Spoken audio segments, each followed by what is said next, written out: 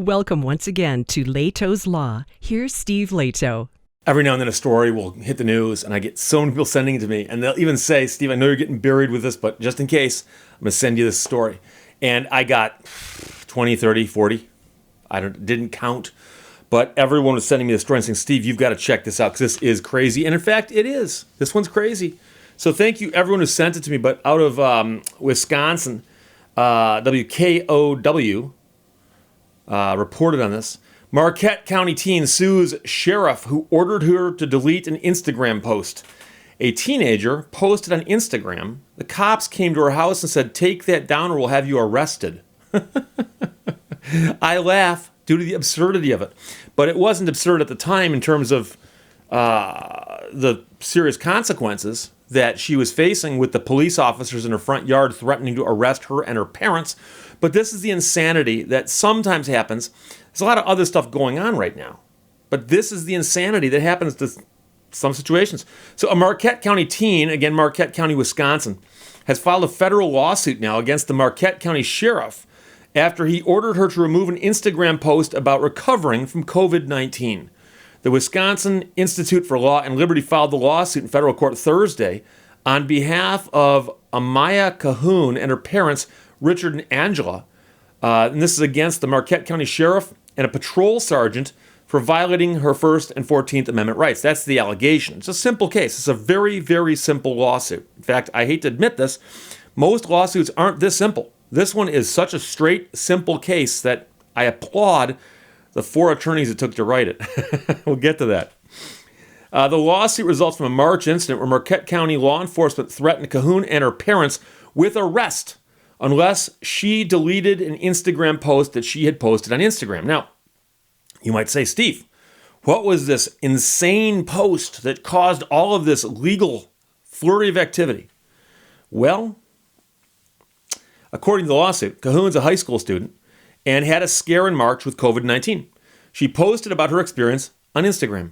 A few days later, a deputy sheriff showed up at her home and demanded she remove her post or be cited for disorderly conduct, arrested, and jailed. And not just her, but also her parents.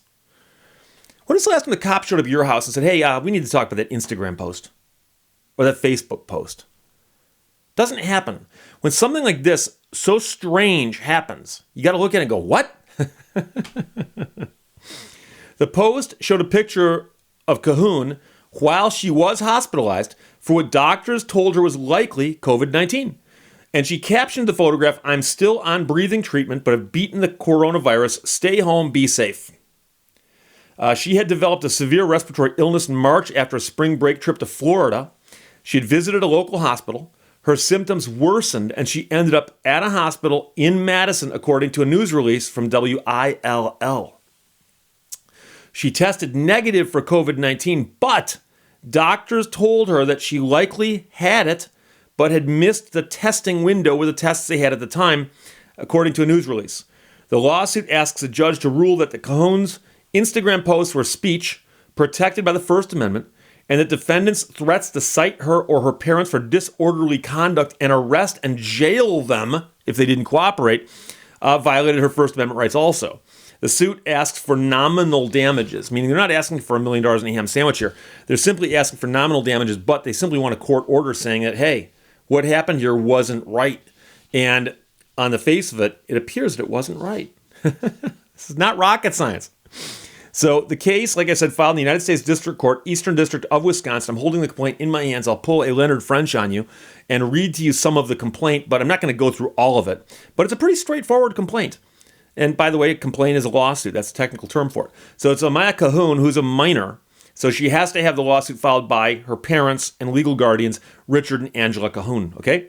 It's against Joseph Conrath, who is the sheriff of Marquette County, and Cameron Klump, who is the patrol sergeant for Marquette County. So they're naming the officer who came to their house and the man that allegedly gave the officer the insane order to go to a house and tell a teenager to delete an Instagram post. So, jumping ahead here, plaintiff Amaya is a 16-year-old sophomore at Westfield Area High School in Westfield, Wisconsin. And it actually matters because the high school may have played a part in this, which even makes it crazier. Richard and Angela are her parents. Conrath is the sheriff of Marquette County. And defendant Cameron Klump is a patrol sergeant for the Marquette County Sheriff's Office and is being sued in his personal capacity. The jurisdiction arises due to federal statutes and so on.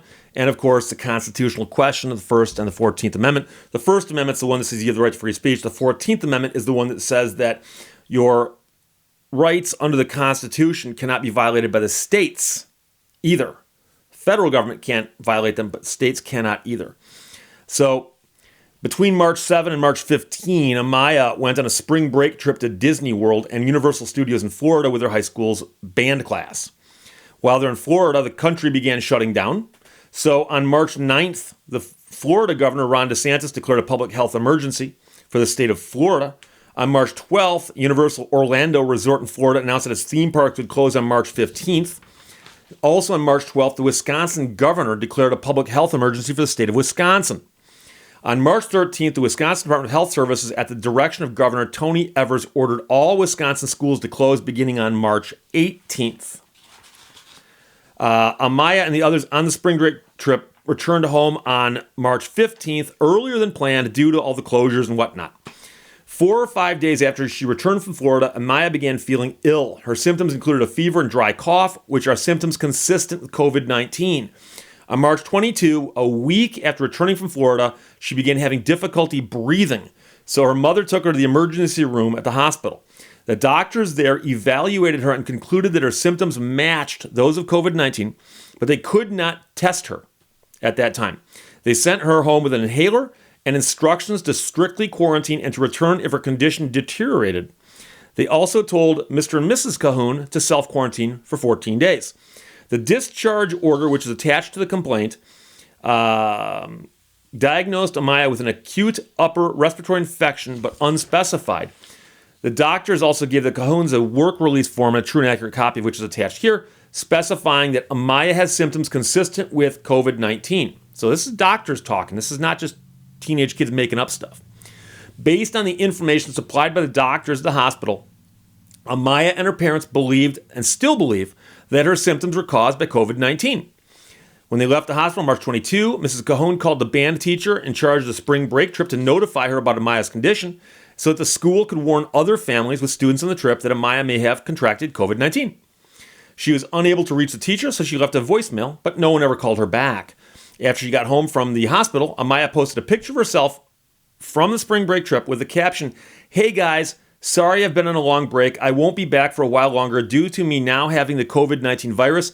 I don't want the attention, it's just the truth. I'm now in self-quarantine. I'm not allowed to leave my room and have an inhaler since they said to go home. Best of wishes, love you guys." And there's apparently a copy of that post attached to the complaint to make sure that everyone can see it. On March 25th, her symptoms worsened, including significant difficulty breathing, so her mom took her back to the emergency room at the hospital. There they sent her to the Children's Hospital in Madison via ambulance. And while at the hospital in Madison, she received a call from the principal of the Westfield High School on an unrelated matter. Mrs. Cahoon told the principal about Amaya's situation, including that she had left a voicemail for the band teacher, and once again suggested the school may wish to notify other parents with students on the Florida spring break trip. The principal told her he would follow up with the band leader, but the Cahoons never heard back from either the principal or the teacher. On March 25th, Amaya posted a short update to Instagram that she said was, "In the ER, might need to stay." In the ER, might need to stay. Now that screen post actually was deleted before all this came down, so apparently that's not a real big deal here. Amaya was finally tested for COVID-19 in the evening of March 25th and got the results the next morning.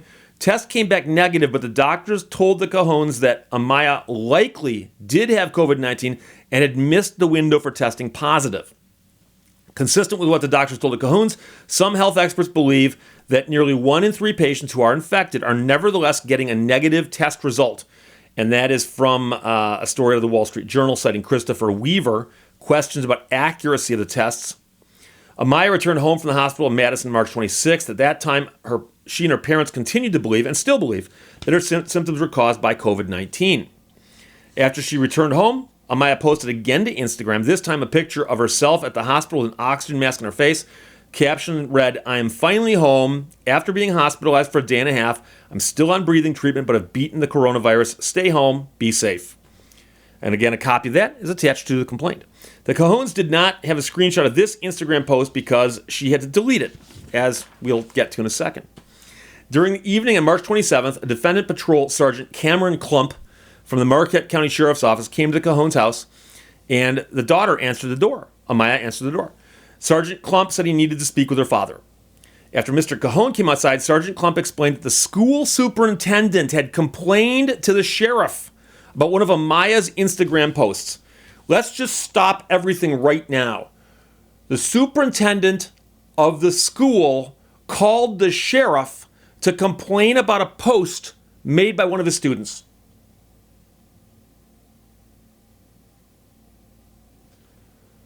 Oh boy.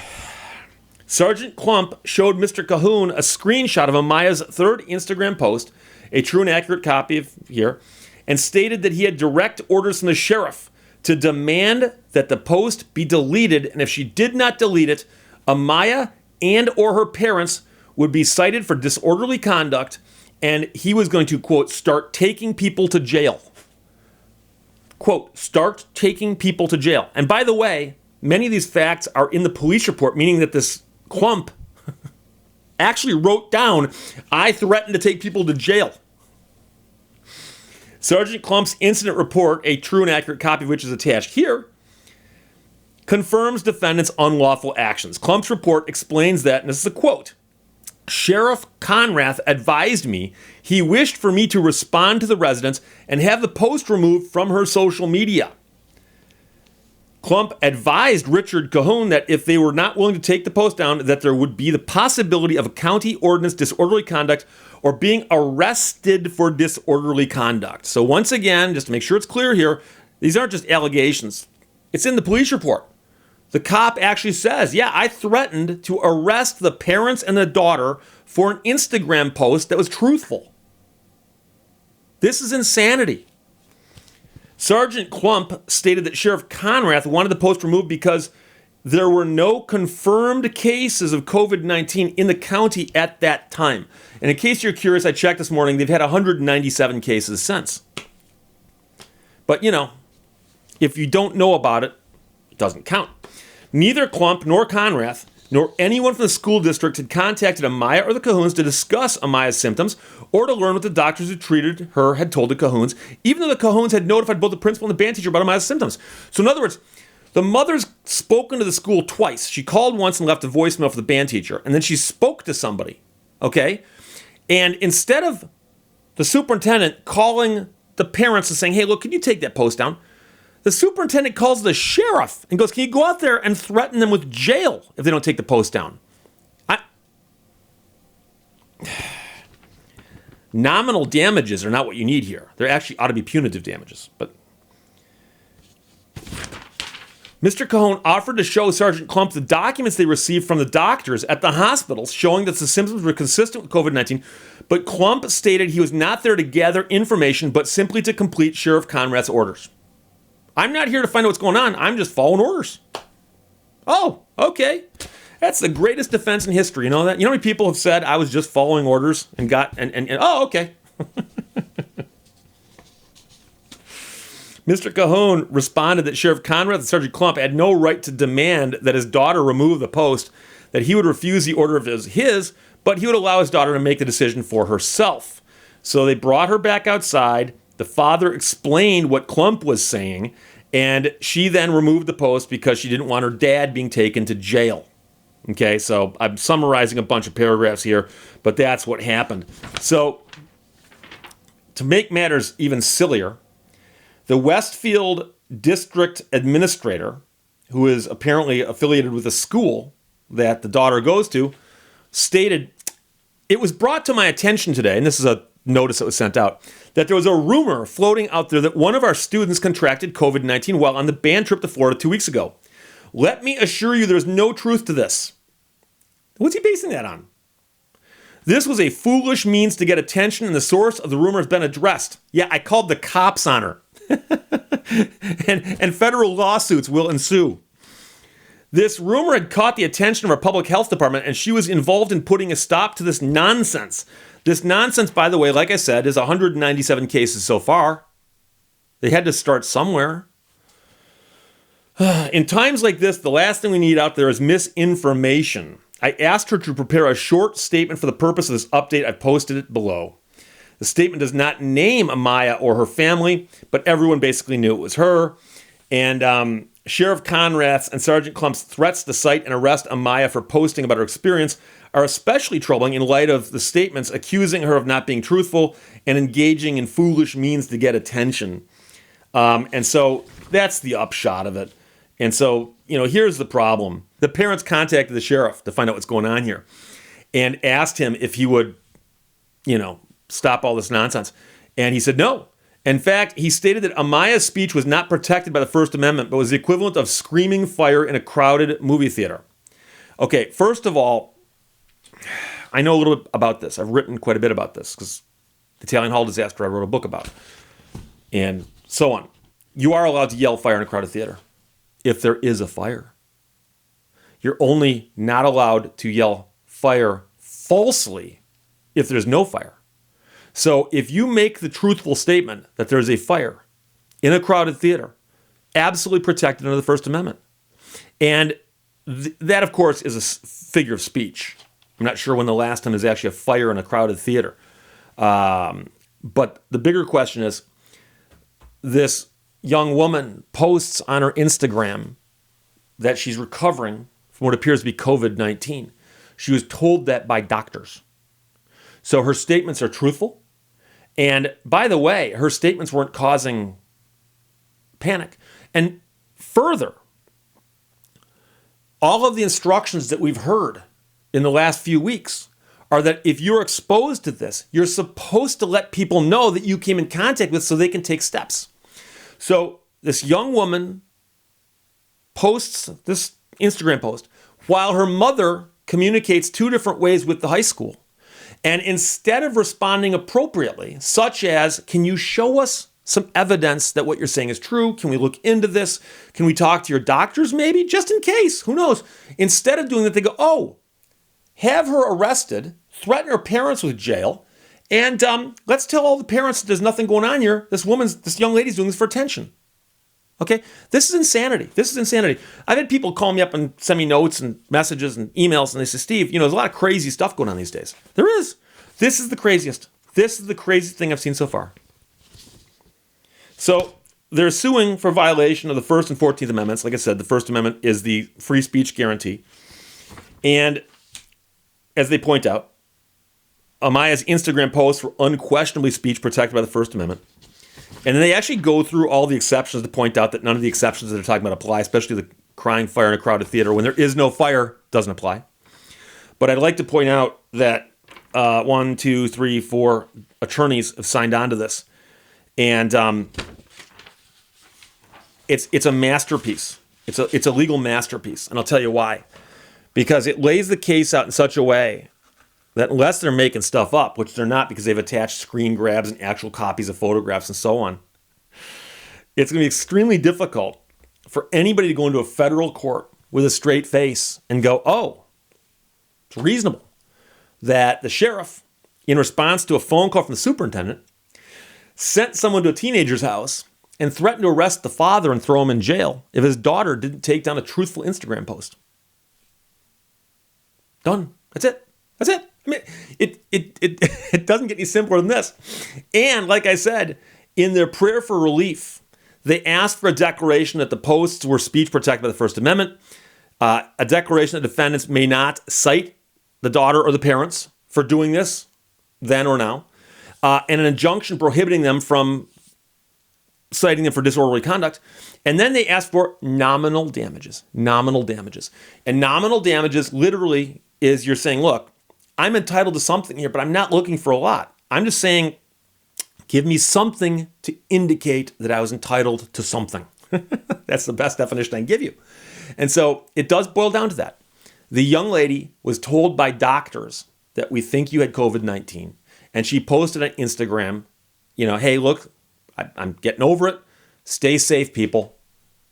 And for that, the cops come a-calling. So I will update you on this case, but don't be surprised if this one settles really, really quickly, because this is indefensible, meaning that, yeah, the county, the state, they've got attorneys who defend this stuff for a living, and they have to go in all the time and defend cases that are indefensible. But this is one they're going to look at and go, can't do that. That's insanity. And the argument that many people are making these days and saying, well, these are unusual times, crazy stuff happens. We see all kinds of stuff in the news where it looks like laws might be being broken, but that's actually, no. This is beyond that pale, meaning that there's, this is what's reasonable, right? This is what's reasonable. And in these trying times we're living in, you bump it out a little tiny bit, okay? Whereas this case, it's still over here. It's so far beyond the edge that it's insanity. So again, a Marquette County teen sues the sheriff who ordered her to delete her Instagram post. And yes, that's what we've reached in these crazy times we live in. Questions or comments, put them below. Let's talk to you later. Bye-bye. Thank you for watching Lehto's Law. Life is too short to waste your time on people who don't respect, appreciate, and value you.